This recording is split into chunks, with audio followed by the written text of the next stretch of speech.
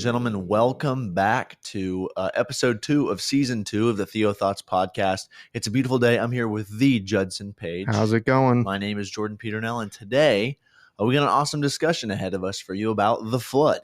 Oh, yeah, definitely. We're going to be kind of diving into the story of Noah and the flood from Genesis, looking at just the story in the context back then and how we interpret the story today. So, yeah, it's going to be really fun. Oh, yeah. So, of course, this is one of the more controversial parts of the Bible whenever people like to talk about it. And that's why it's fun to talk about between us because definitely. People love to hear controversy. We love to talk about controversy.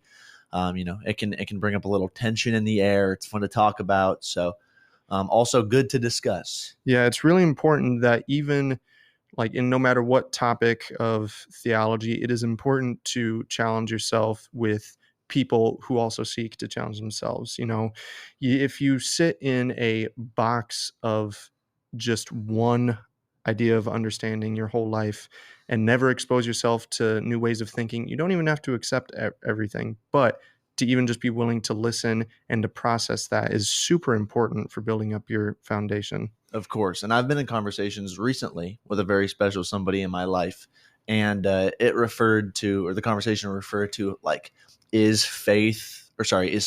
doubt the enemy of faith? And we came up with the conclusion that it's actually certainty is the enemy of faith. Because if you're certain in something, then what's the point of faith? Right. Yeah. And I'm pretty sure both of us remember the book that we read in our first Theo 110.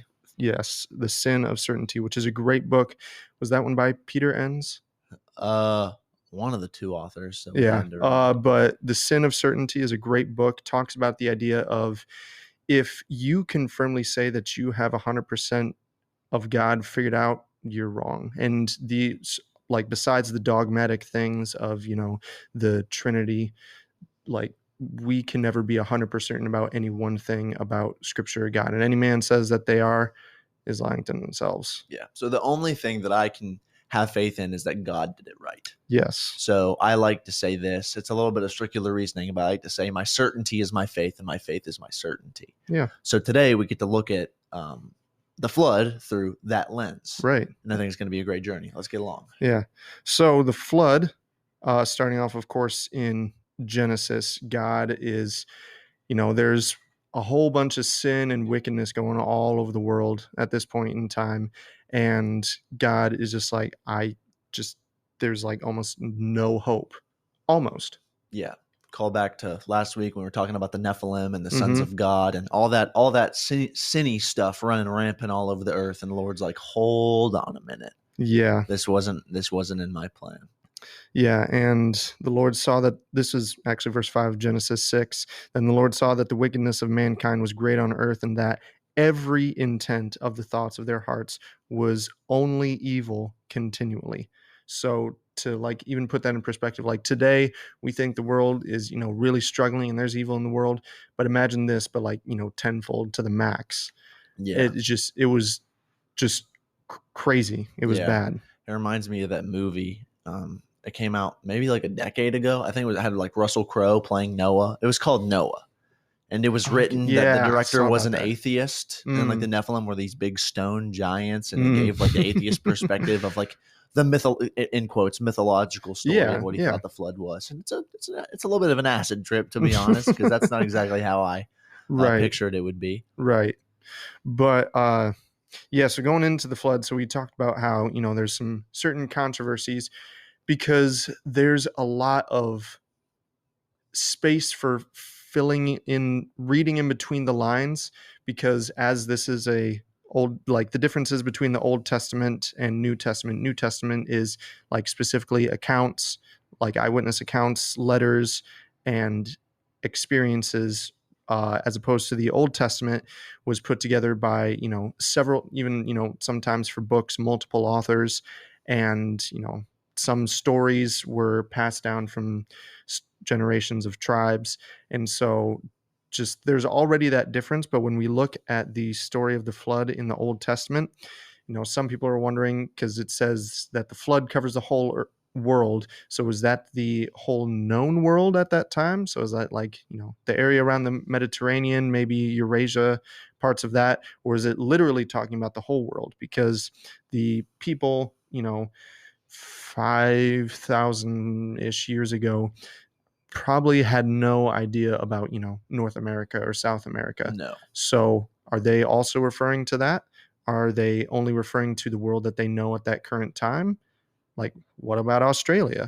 Completely separated. The full world. And it's really interesting. Quick caveat, but it'll pull back. I've also realized in listening to these episodes that I say it's really interesting all the time, so I'll try to work on that going forward. It is.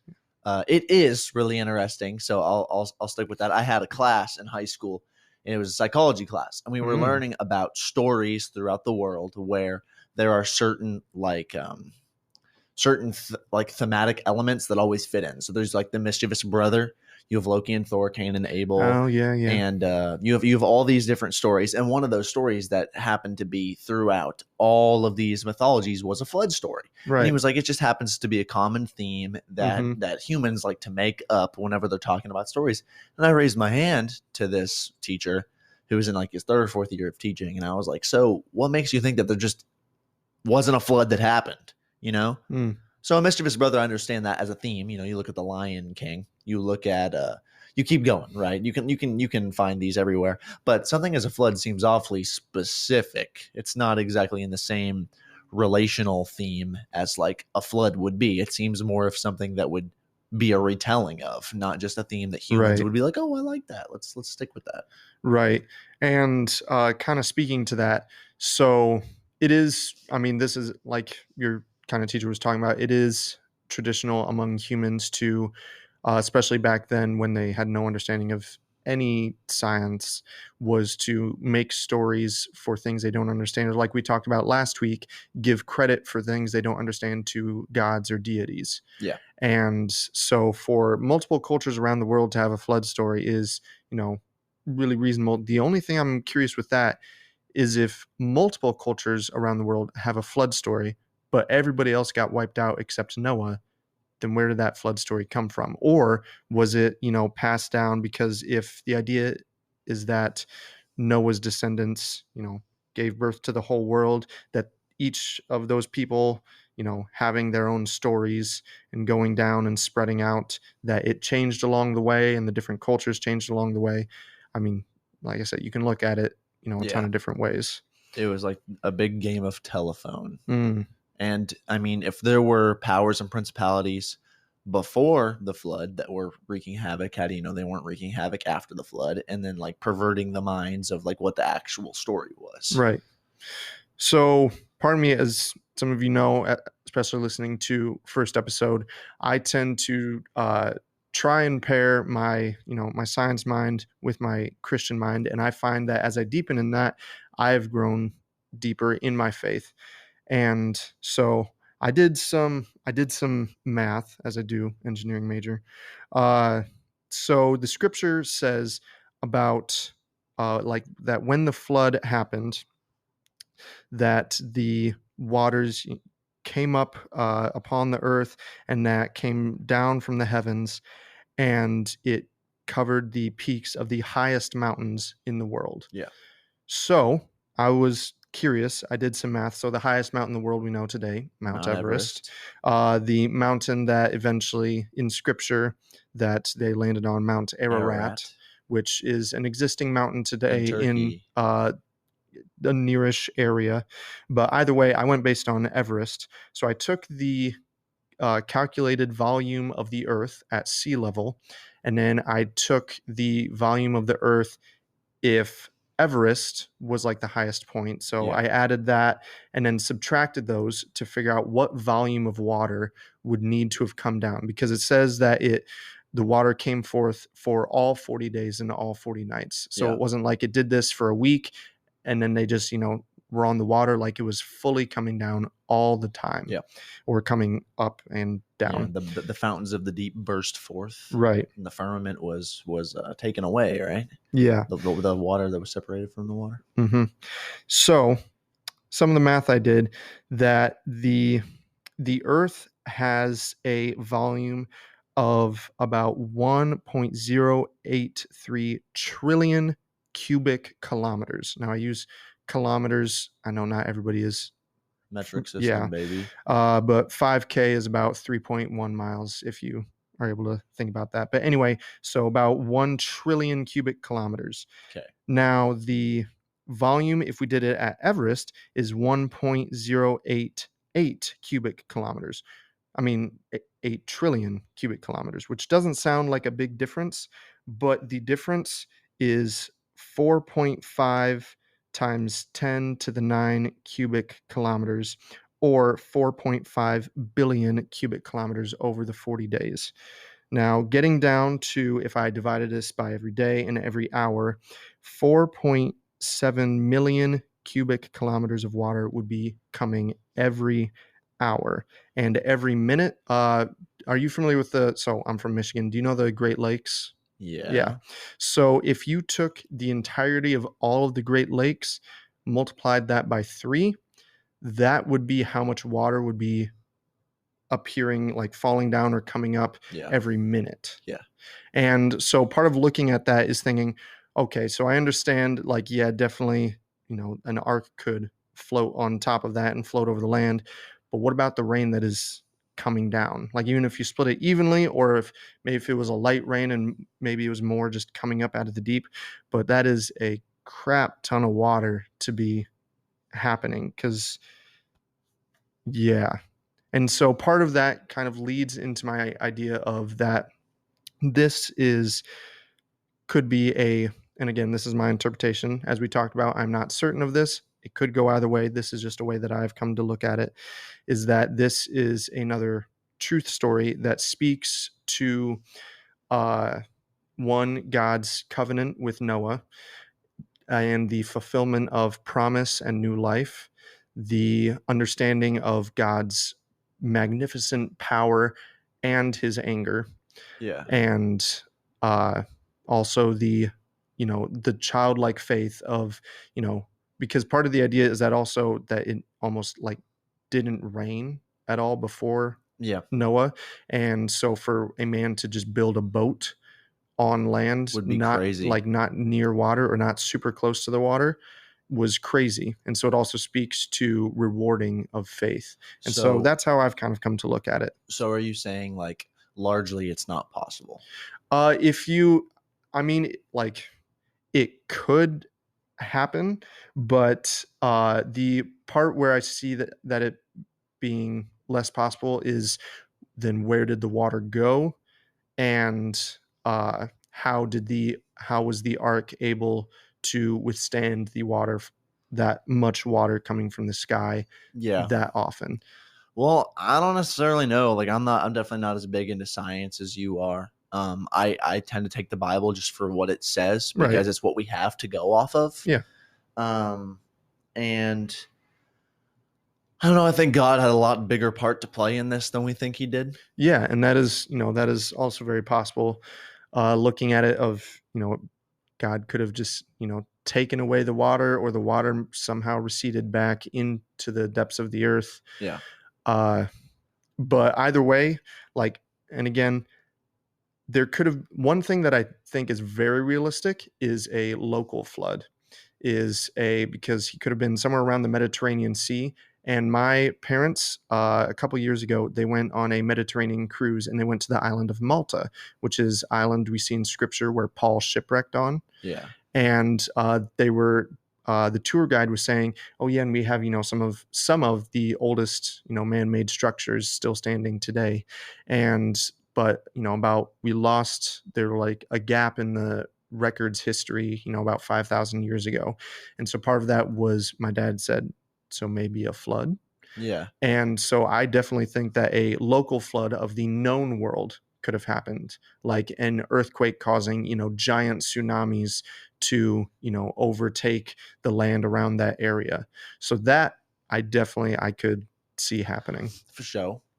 I think an interesting sort of thing to look at would be, like, whenever the world was being created in Genesis 1, it doesn't talk about how is the earth described, like formless and void, and waters covered the face of the deep, right? Mm-hmm. Whenever it talks about land, it doesn't say that God created land. It says it pulled land up from the depths. Mm-hmm. So I also wonder, like, the water in relation to the flood, because if you pull land up at certain times, it's possible that the North American continent didn't exist until after the flood.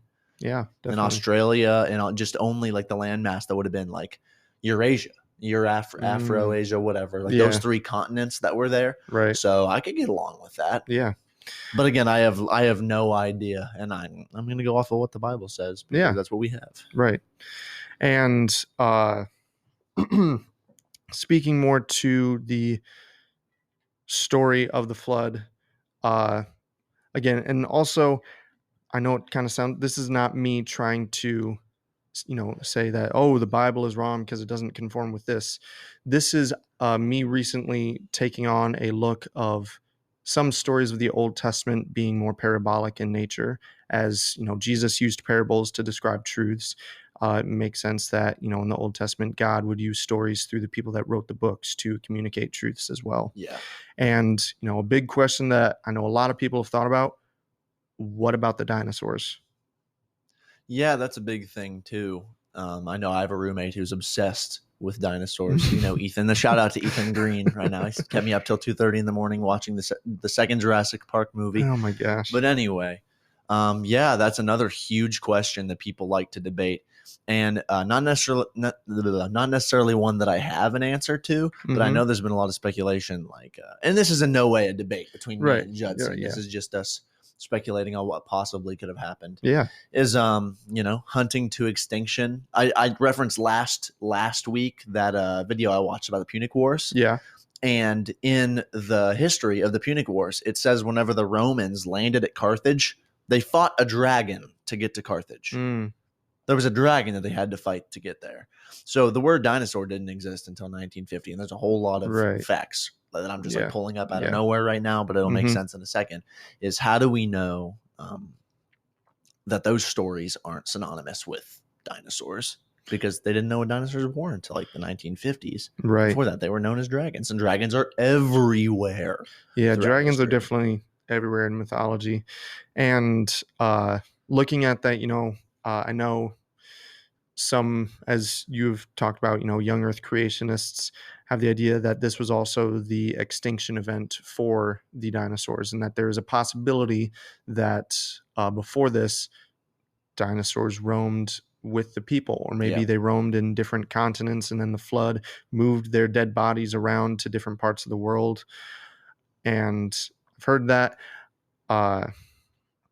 There's also the when it talks about the animals on the ark, how did they fit all of those animals on the ark? So first off, the ark actually does have the dimensions that proportionally relate to a lot of big shipping freighters today. So it would have been a very sturdy ship. For sure. It could have. They found it, haven't they?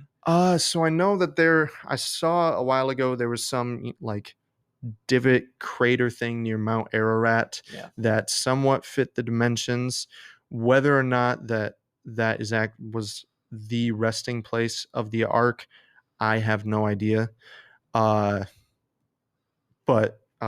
besides the point, so when God is saying taking animals, he says, "You shall take with you 7 pairs of every clean animal," so likely referring to cattle and other domesticated animals, "and 2 of the animals that are not clean, a male and a female, also birds of the sky, 7 pairs, male and female, to keep their offspring alive on the face of all the earth."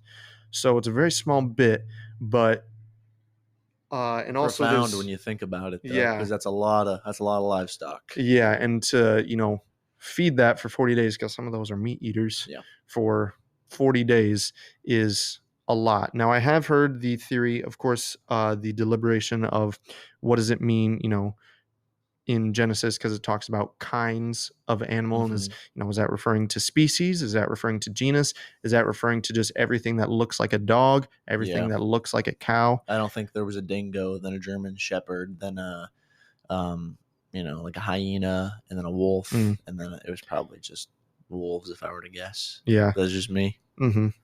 But and so the the amount of animals on the ark, but I could see the possibility of a lot of specific types, and then to, bring back some of the species that might have been lost. So there might have been hyenas back then, but they didn't make it onto the ark, but another type of dog did. So then maybe through work of Noah and his family, they worked to maybe specifically try and breed a lot of the other species back to, back to life. Well, you also got to think whenever Noah and his family got off the ark, what they had to use to survive. Right. Which may be like why there are a lot less species now. We talk about the dinosaurs. How many dinosaurs were used for, new boots back then whenever they had to stomp through the muddy marshes of the base of Ararat after the flood? Yeah. And, and also, there were more animals back then because it has been, continually as we get further, evolved as a society, we like to hunt animals and kill animals, and especially in like the past 100 years, the extinction of animals has risen so far exponentially. It's crazy. Sometimes it makes you want to cry. Those black rhinos. I know. So there's like 2 of them left in the world, and they refuse to mate with each other. Yeah, and like I would have loved to see a dodo bird. Honestly. Yeah. Like that's cool. They look so dopey. I would have loved that. Give you a goofy smile on your face looking at that dodo bird. Yeah. But so then speaking more to the kind of the story of the flood is, okay, so there are a bunch of different interpretations. It could be very possible that the entire world flooded with water up to cover Mount Everest. It could be possible that it was a local flood. It could have been that this was a story. But either way, what are the important takeaways from this story? Well, one thing that I wanted to bring up, not just as another negative, was so I read through the New Testament quite a bit just because I get more out of the letters and out of the way that the writing is in the New Testament. And it does not mention the flood very often. And I don't know if that's like, it just wasn't something worth mentioning because everybody knew it or something else. So a lot of people were like, oh, well, this sin is referenced by Jesus like 430 times, but this sin is only referenced once. So obviously it's not that important. Or is it just that like that one was so black and white, he didn't need to bring it up? I wonder if it's similar in this to like, we didn't talk about the flood because everyone knew it happened. Right. And, that could definitely be a thing about, there are some stories that are so well known because especially like back in the Old Testament, not everybody had a Bible like we do today. No. And so there would usually be like one person of the village or tribe or family that would, memorize the entire, book or story that was then passed down orally through generations. Yeah. And, it would be told at the campfire, it'd be told to the kids going to bed. And so it also just has a big story element where, we're not going to talk about, every single story. We don't, and its origin like we do today for certain things. Yeah. Just because everybody already knows about it, or maybe the lessons learned from it have evolved into other things, or maybe Jesus has reworked another parable to describe the same truth or whatever, because he references Genesis, of course, in the saying God made you in our his image, and talking about that. But in John, whenever it says in the beginning was the Word and the Word was with God and the Word was God, right? And so it could be a thing of just it's so widely well known, and it was like every kid, once they could speak, learned about this story. That's true. We learned about, the flood story was one of the first whenever you were in Sunday school. Little picture Bibles. Whenever you were a kid. Oh, yeah. You see all those animals just showing up at the ark and walking in 2 by 2. Oh, yeah. And like, why isn't that cheetah biting that buffalo on the butt? Yeah. I used to wonder that because in our church nursery, we have like on the walls it has the painting of like the ark, and people it's got took time to paint animals going on. I'm just like, what the heck? There's a tiger there and there's a cow right there. Yeah. What? And of course, we've seen God tame animals. We've seen, Daniel Shut in the lion's den. Lions, yep. And so, God can easily have his hand in, and we know, God is the one who provides. And so he says, look, I know I told you to build a boat on dry land. I know I told you to get all the dangerous animals, even some that, have killed some of you guys. But don't worry. I'm gonna help. This is not just you. This is me as well. So do you think that the animals were rounded up, or do you think they just showed up? I honestly, that is one where I have no idea, because it could have been, in part of God's plan for, a while. So animals could have already started migrating, years beforehand, because there are some animals that, fit better to certain climates or different areas. I'm not exactly sure what type of area Noah was in, if it was more desert or if it was more, like forest wilderness or The what. Fertile Crescent. Yeah. So I would love to know how far the ark like floated. mm, From if you were to track back from Mount Ararat, where they say the yeah, ark, or they say the ark landed, yeah, to wherever it was just picked up off the ground. I yeah. would love to know how far it floated in 40 days. 'Cause I Oh don't think it yeah. had a rudder. I think it was just made to It float. was just made just like, this is supposed to be like kind of a tank. We're just gonna go in and just see where it takes us. Yeah, Because I mean, they definitely were not. They did not settle on top of a mountain. I mean, and no, it obviously, if you had the wood, there must have had to been, a lot of trees. in that area. So Gopher wood. Don't they say gopher wood is like plywood? something like that. But I mean, we've seen that. Like I said, the dimensions of the arc, like it's a long, kind of skinny rectangle. Yeah. Like I think it was like 300 by 50 cubits. Have you ever been to the Ark Experience in I have Kentucky I have not. I've at wanted the to see that. Creation It Museum? looks cool. I've Oh wanted yeah, to see that. But those, I mean, those dimensions, those proportionally are very similar to a lot of shipping freighters that, cross the Atlantic, where they're long, they're skinnier, but like in that same method, they're able to withstand, heavy waves and a lot of that.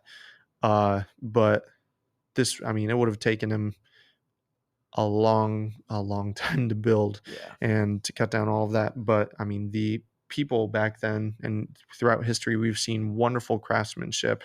I mean, and even just looking at the Romans, like Oh my, they have been able to create, like, we only just recently found out some of the ways that they created concrete that, hold up in some ways that we can't today. even today, Yeah, yeah. and so I mean, the craftsmanship back then still could have been, just as profound as it is The today. aqueducts and Oh stuff that yeah, you see all over the place, even now. right.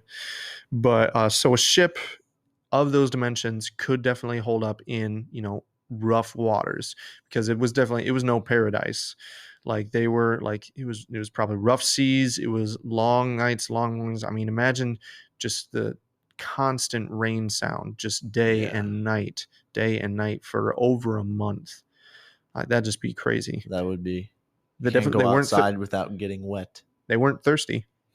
No, they definitely weren't.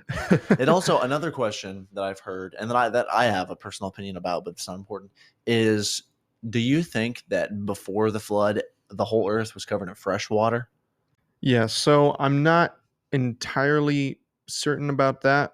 One, because God did not destroy the fish, like that was not mentioned in his destroying of animals.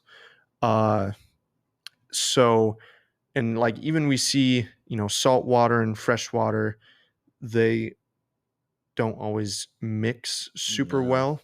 And some, like certain, like if you take a species of fish that is saltwater, put it in freshwater, it's going to die, or vice versa. Some species are able to better coincide, like some salmon are better with that because they migrate. And bull sharks Yeah, and and other certain types of animals.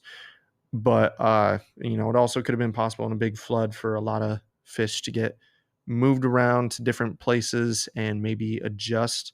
So maybe that's where we got some of those salmon that could, are better at yeah. some of that. But So yeah. I've seen an experiment. I forget what the guy's name is. It's a Russian name. Anyway, but he did an experiment with a group of goldfish, Mm, and he was breeding them. In every generation, he added, it was a small tank. In every generation, he added another like half a cup of salt water okay. to their tank. Yeah. And then within like 2 or 3 generations, there were fully saltwater goldfish. Yeah, and I mean that's a really great example of microevolution Yeah, of, slowly adjusting to the environment. adaptation. Yeah, through, generational things. And if some, maybe a fish is born in the salt water, and then as it grows in that, it kind of learns to adjust to that. Kind of like when you're doing baby swim training. I don't know if your mom did this with you, but my mom, she did baby swim training where they just throw you as a baby into the water and then you just kind of learn to swim. Babies float. Yeah. Like they no, seriously, they know how. Oh yeah, there's I saw there's a story of me whenever I was little of I decided to just jump in a pool. And I was maybe like 2 or something. Nice. We were all fully clothed, ready to leave a friend of ours' house. And I was just chilling at the bottom of the pool, holding my breath, looking up at my dad who was on the thing. And he was like, "Oh my gosh, Jordan's in the pool." And he jumped in the pool and got out and saved me. So anyway. But yeah, so it is definitely, it is possible that over generations there can be the adaptation of certain animals to adjust to the different water type. And, it could be possible that in certain areas, maybe the salt wasn't as prevalent, or maybe it was prevalent. But that I'm not sure on either way about. Yeah. One thing that I am pretty sure about is that I don't really need convincing. Yeah. As far as like the super controversial parts of the story, because I know that for all of the ways that you can look at this and be like, well, that's negative. That's negative. Like, how could this happen? How could this happen? If I looked and if you really went, it's probably 50-50. And I'm not basing my belief on a probably. Right. If you fly over, I know we talked earlier about how maybe like the North American continent didn't exist, but if you fly over like Arizona, New Mexico, Utah, and you look at the way that the geography is set up, it looks like there was a massive flood that went through there. And then you get into the argument about the Grand Canyon and back again to the argument about why does even South American cultures and their anthropology and old mythology have flood stories. Right. So, I mean, if it was worldwide, but then again, everything separated from Mount Ararat out. So I don't know. Lots of questions, but it doesn't shake I don't feel like it shakes the integrity of the story. Right. And I mean, that's the important thing is that, both of us with our interpretations, we still understand, again, what is the story trying to communicate? Because some people will get hung up and, you'll have certain scientists say, well, no, you're wrong. And then you'll have certain Christians say, no, you're wrong. It has to be this way. It has to be that way. And then they get distracted from like, okay, what does God want us to learn from the story? Yeah. Like, what is the goal? Like, it's not to get in an endless debate of, did this happen? Did that happen? It is to, talk about the lessons learned from the story, because otherwise then, there are parts of the Old Testament that are recorded history, but there are things to be learned from history. And so if we just talk about whether like the positives and negatives, pros, cons, did it, did not, we get lost in it. Like, so did you know, another example of this would be, did you know that there really isn't any archaeological or historical evidence of King David rather than the Bible? Yeah. I have heard a lot about that. And usually there is, because there's like warring nations, but David lived largely in a time of peace. He ruled in a time of peace. So there really wouldn't have been need for another nation to write about him. And then like, the scribes and the prophets that they were written about. And obviously that's how we know about David and Solomon and all these others. But there is evidence of like their sons and their lineage. Yeah. Obviously Jesus was a real person and he was in the line of David. Oh yeah. Jesus is a certified historical person. But just because I don't know, or not rather that I don't know, I do know, but just because there isn't like a ton of historical evidence out there to suppose that David really existed doesn't mean that I don't believe he existed. He's one of the cornerstones of, the story that God wanted to progress to get to his son. Right. And if it is in a time of peace, and also, there are other, strong powers in the world, and Israel was not always necessarily the strongest. No. So, maybe it wasn't as important for others to record the accounts of another person's nation. But that's why we have, the Old Testament brought up by the Israelites, because it is their nation and their history. And so what they have most preserved are the, Old Testament scriptures and Old Testament stories that get passed down.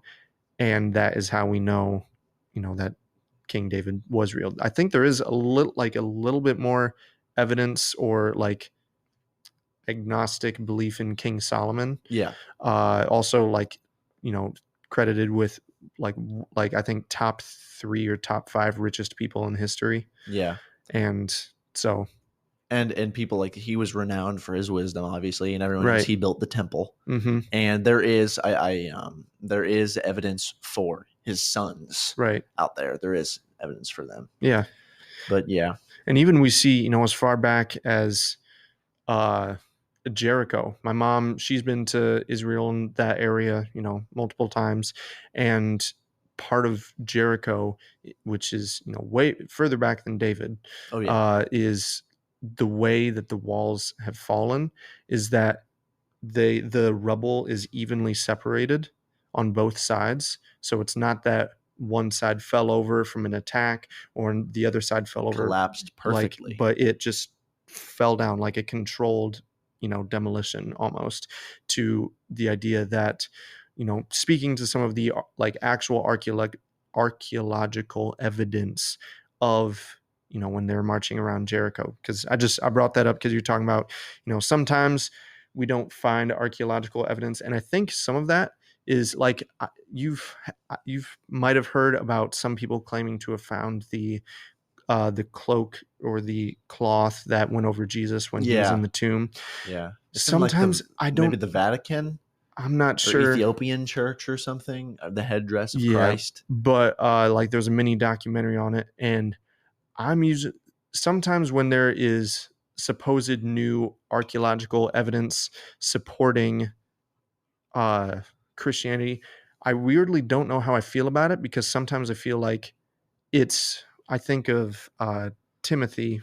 I think it's the disciple Timothy, who after Jesus died, people were saying, "Oh yeah, Jesus is alive," and he was like, "Nah, I got to put my finger through that hole in his hand first." Thomas. Yeah, Thomas. Doubting Thomas. Different T. Yeah. And then after Jesus came and he was like, "No, put your hole in my hand," Thomas was like, "Oh, you are Jesus." And he was like, "So you have seen and you believe. Blessed are those who see without believing," or sorry, believe without seeing.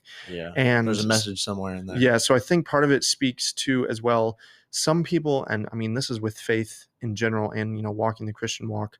Some people feel like, I need, you know, something supernatural. I need lightning to strike that tree. I need, you know, rain to fall in a desert, like right now, for me to believe in God. And part of it is, it always boils down to, and like literally faith in something that doesn't necessarily make sense. Yeah. And I mean, the Bible talks constantly about how there's a war between our heart and mind. Mm-hmm. And if we know one thing about Satan, is that he no longer has authority over us, but he is the prince of the power of the air still. His authority was ripped away from him, but his domain is the earth. Right. Okay. So if there's one thing he knows is humanity. He studied us for a very long time and he hates us. So it's really easy for him to get in our head and to, you know, screw everything up and make us like not want to believe the story. Right. Because I feel like also if we get to a point, like let's say we find a whole bunch of new stuff, or like somebody says they find new things to support, you know, Christianity or a story or something that is possibly made up, like the cloth that covered Jesus to somehow have an imprint of his face after he was only in there for barely 3 days. Yeah. And then somehow that cloth lasts for 2,000 years. I'm not really sure about that. And then I feel like it gives almost people like a way out that didn't believe without seeing, but now like, oh, I guess there is something to see. I guess it is worth believing. Yeah. But because Jesus tells us to also, you know, faith like a child, to, you know, just like, oh, you're telling me that chocolate milk comes from brown cows? Yeah. And like a kid is going to believe that. Or like, you're telling me that a guy died and was dead for 3 days and then came up again? You're telling me that this whole area that covered this mountain, like there was water that covered this mountain and you had all the animals in an ark? That's crazy. Yeah. But that's awesome. My dad used to tell me, this is messed up, but shout out to my dad. He used to tell me that boogers were pieces of your brain like rotted off. I used to think that and too. you got to eat them to get them to go back up. And that I didn't know. Yeah, I was really little. My dad told me gosh. that. I believed it. My mom still chastises him for it. That's great. Yeah. But no, that Satan definitely has power over the way we think. So whenever you see these great examples of faith, you know, Hebrews 11 is all about faith. Whenever you see these great examples of faith and the way that it is explained, faith really without doubt is huge because, look at the ways that the 12 disciples died. Yeah. And none of them were doubters. They all totally believed. If you want to hear a little bit more of kind of what we've been talking about the past couple of minutes, you should check out I believe it is our 3rd episode where we talked about the facts, the facts of our faith and the finding joy in the truth. That's the name of the episode where we talk a lot more about that. A little harmless self-promotion there. But kind of going back to the, what is the overall goal of the flood story? Like, what are the takeaways? Like, for me, I kind of touched on this in the beginning. First off, I feel it like the whole story speaks to, the faith of one beating the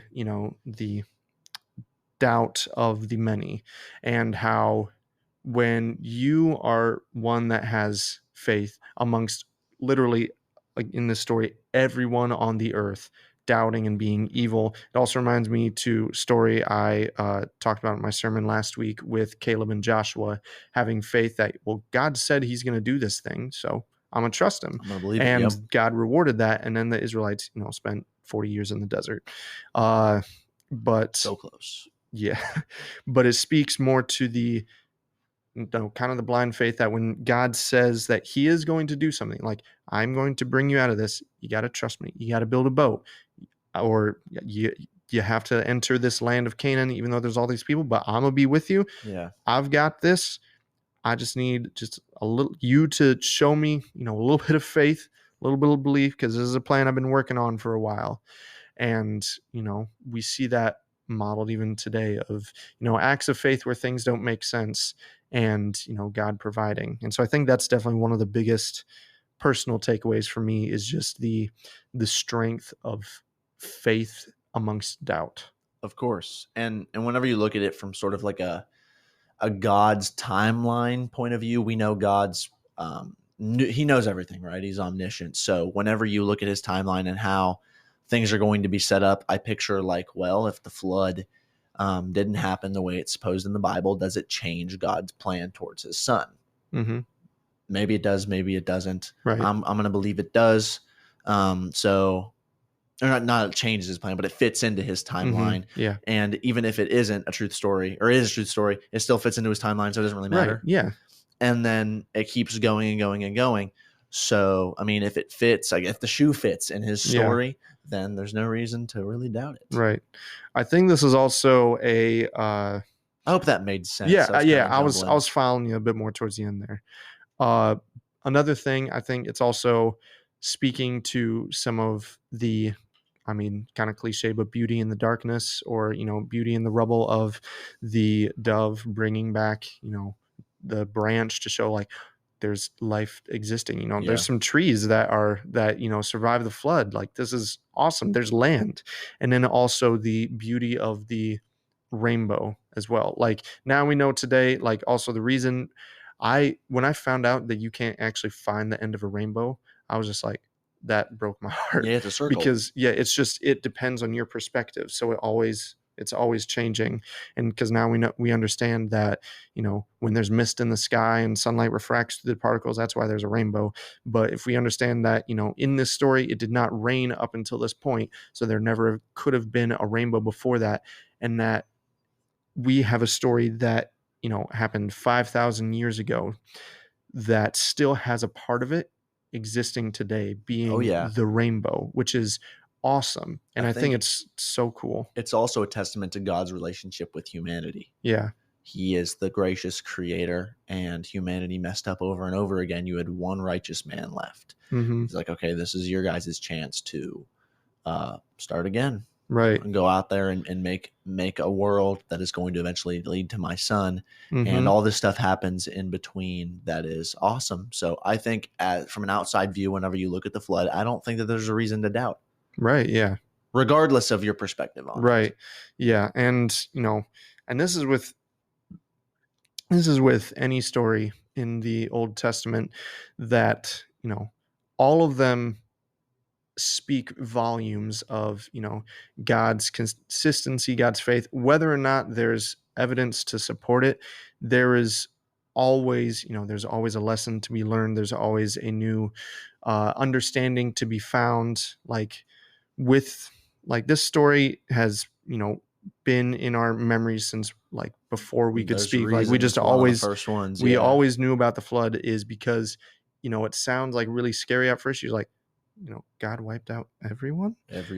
But he brought forth the one person who would then lead to the one. Yep. And it's, it's an amazing story. And especially when you look at it later on, in your life after Sunday school, because with Sunday school, you just think just like, oh yeah, that's the story of the guy with the animals. But then when you look at it, it's just like, no, that's a story of a man having, full 100% faith in God amongst nothing making sense outside of that. And it can be like a really good model for us today to, mimic that same type of faith. Yeah. Also, yeah, like you spoke to earlier, it's a testament to your surroundings don't really matter as long as you have your eye on the prize. Right. Yeah. Noah didn't have after the flood, Noah didn't have a choice but to look forward. Mm-hmm. A lot of us get stuck in our environment that we grew up in, and we're like, oh, I'm just this way because I grew up in this or I grew up in that. But Noah's kind of a testament to, well, I grew up with everybody doubting me. I spent my over 100 years, right, building a boat when, from our understanding, boats weren't like a thing because maybe they were a thing, but it never rained. So the idea, to that size. yeah. But just the idea of rain and everyone mocking him, he has no choice but to be like, yeah, I'm gonna move on here, and move on from Ham, Shem, and Japheth into the later generations of human beings, leading to the rest of the Old Testament and the rest of the New Testament, but the same God. So, in saying all of this about the Old Testament and the New Testament being related, there's a quote that I love that I heard super recently from my grandfather. The quote goes, "In the Old Testament, the New Testament is concealed," meaning it's hiding. Mm-hmm. But in the New, the Old is revealed. Right. So a lot of people think that they're super separate things. We have the New Testament, the Old Testament doesn't matter anymore. Hogwash. Right. That's not true. Context. I've seen some preachers that like almost only speak out of the New Testament because they think, oh, well, this is actually, this is where the lessons are, or, Christianity, like, yes, it's Jesus, but where did Jesus come from? Yeah. And even, Jesus, he brought forth the, because when some people think of the Old Testament, they think, oh, that's just a bunch of laws. It's a bunch of old stories, or, just numbers. It's just accounts of generations. But it is, full of amazing things that Jesus spoke on regularly. And part of it was the people of Israel didn't have the best grasp on some of the things of the Old Testament. They, maybe understood the letter of what was being said, but they didn't understand the spirit of what was being said. And so part of what Jesus did was to bring the spirit of it. So like when he talks about some of the commandments of like, well, yeah, I'm really glad you're not killing people, but to hold anger even in your heart towards somebody, like that was kind of the goal of that. Like this was all set in place for you to learn to, gain more discernment. Yeah. And yeah. People don't understand that the Bible is the most self-referenced book of all time. Oh yeah. Have you seen there's a little demographic with all of the, or not demographic, graphic, sorry, with all the little lines connecting the different parts of the Bible. Every single time something is referenced. Thousands of times. So whenever you go reading through the gospel and Jesus is talking about all these scriptures that were fulfilled, but that was hid from the disciples and hid from the other people, you can be like, oh my gosh, if you go read Isaiah 53 or you go read in the Psalms, whenever it talks about Jesus and who he's going to be and what he's going to do and the prophecies, it's a whole lot more profound whenever you're reading through, whenever you of course have the context of reading those prophecies that Jesus fulfilled. Yeah. And, it's again so important because as the people of Israel grew and learned, Jesus brought, new, like literally new light to everything. Like the Pharisees thought that they had everything down pat. Jesus was like, hold up. Y'all got to check yourselves. Like this is really what this means. And he, that special connection is so important. Like, yeah, the Old Testament is like huge, or yeah, the New Testament feels like it has a lot more applicable things. That's just because they're different styles. Yeah. And even sometimes people can get different things. Like when I'm going into, certain prayer time where I may be struggling, like I like to go to the Psalms, because some of those Psalms were written by people going through, excruciatingly. David was a crybaby. Yeah. And the Psalm like 137 is about like, oh God, I wish to bash the heads of my enemies' babies against rocks right now because I'm so angry. And also, looking at the wisdom literature in the Old Testament, and the different styles can help build to different aspects of your walk. Yeah. That's awesome. Yeah. So, the flood. Yeah. Yeah. But bringing it all back together, that, true story, that's not necessarily the point. It's more about the point of what the story is communicating. Yeah. And it's, it's the faith of a man among people of no faith. It's the story of a promise brought through to fruition. And it's, it's a story we've all grown up with, but it's, it's really impactful to look at it later in life in, through a different lens to really understand, why. Oh yeah. And it's pretty neat to think about whenever you look past just the Sunday school going through the motions story that you learn into the facts and how you can relate it to your walk and how it relates 100%. to his story instead of history. Right. Love that. Yeah, that's great. That's great. So we're excited next week. We're going to be talking about some of the comments a little bit that you guys have brought up on our previous post. Oh, but we're also thank you guys for doing that. Yeah. We're also going to be talking about, you know what? I'll let you find out. Leave you waiting. Ooh, suspense on a cliffhanger. Some things to look out for. So now Theo Thoughts has a Facebook page, and it is paired with the Instagram page. So for those of you that might be a little bit on the older side that aren't into the new hip Instagram, Facebook may be the spot for you to get all of your up-to-date information. And also some really exciting news. We are going to be entering the FM radio scene. Ooh, which means we're going to have more than just you choice listeners hearing our sweet voices. Oh, yeah. But those of you in the Greenville area, you guys will get a chance to hear our episodes on the air, and we will give you some more news and updates further on as that develops. But anyway, so we hope you've enjoyed being exclusive. And this also means that we're going to have to step up our game because we're going to have a wider audience that we are that we have listening to us. So, but either way, again, remember to follow Theo_thoughts.podcast on Instagram for all the up-to-date information. Check our link tree. We're on Apple, Spotify, Pandora, Google, anything and everything. And we have so loved being back in the studio again today. Love you all so much. God bless.